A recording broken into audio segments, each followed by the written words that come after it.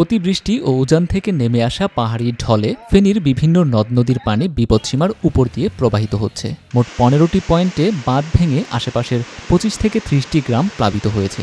এর মধ্যে পরশুরাম উপজেলার 12টি এবং ফুলগাজী উপজেলায় 15টি গ্রামসহ নিম্নাঞ্চল প্লাবিত হয়েছে।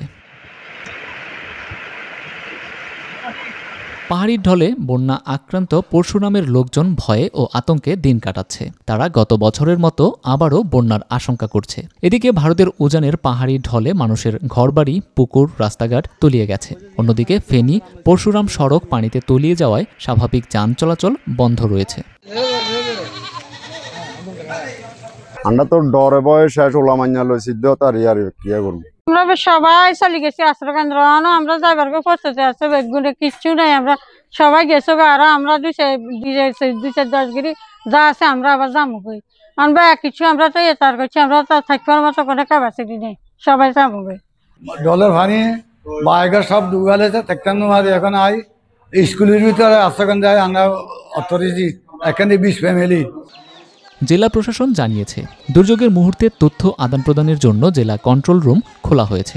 বিভিন্ন সরকারি স্কুল কলেজে 15টি আশ্রয় কেন্দ্রে 1132 জন আশ্রয় নিয়েছে। প্রয়োজনীয় খাদ্য এবং স্বাস্থ্যসেবা নিশ্চিত করা হচ্ছে বলে জানিয়েছেন তিনি। এছাড়া যারা বন্যার পানিতে আটকা পড়ে আছে তাদের নিরাপদে সরিয়ে আনতে 2 উপজেলায় 90 জন স্বেচ্ছাসেবক কাজ করছেন। ফুলগাজী এবং পরশুরাম এই দুটি উপজেলায় 19টি আশ্রয় কেন্দ্রে ইতিমধ্যেই 1532 জন মানুষকে আমরা আশ্রয় কেন্দ্রে এনেছি এবং তাদেরকে প্রয়োজনীয় খাদ্য এগুলো সরবরাহ করা হচ্ছে। পাশাপাশি তাদের যাতে স্বাস্থ্যসেবাটা ঠিকমতো পায় সেজন্য মেডিকেল টিম গঠন করা হয়েছে।